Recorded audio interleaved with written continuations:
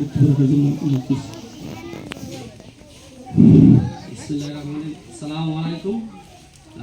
সম্মানিত উপস্থিত, আজ 2 নং ইসুফপুর ইউনিয়ন জেনুতলা বাড়ির সরকারের বাড়ির সামনে চান্দিয়া ভাইয়ের দোকানের সামনে পাট নিয়ে বিশাল আয়োজন করা হয়েছে, যিনি নাম হচ্ছে কৃষি অফিসার রফিক ভাই।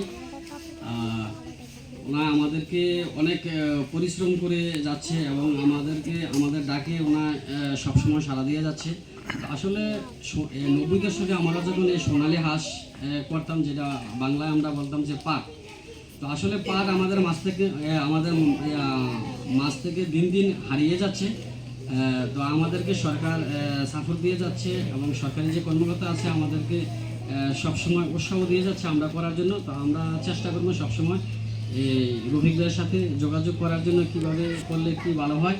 তো এই সোনালী হাঁস হয়েছে দেশের একটা সাপোর্ট এবং অর্থনীতিতে একটা বিরাট একটা ভূমিকা রাখে, কারণ এটা আমরা একটা দেশের রাষ্ট্রীয় সম্পদ বলতে পারি। তো আমাদের মাঝখান থেকে যে আর এই সোনালী হাঁস না হারিয়ে যায়, তো আমরা সোনালী হাঁস নিয়ে অনেক গবেষণা করব। তো আজকের এই মিটিংয়ের মূল আলোচনা হচ্ছে যে সোনালী হাঁস নিয়ে কৃষক যারা আছে তারা কিভাবে উপরের দিকে ডেভেলপমেন্ট হবে, অতীতে যা হয়ে গেছে বর্তমানে তা মুছে দিয়ে সামনের দিকে আমরা কিভাবে ডেভেলপমেন্ট করে উপরে উঠতে পারবো, এই আশা বক্তব্য রেখে আজ আমি এই পর্যন্ত বক্তব্য রাখলাম। আসসালামু আলাইকুম। আমার পেজটার নাম আছে মানবিক মনির। তো সবাই লাইক শেয়ার দিবেন, কমেন্টে জানাবেন।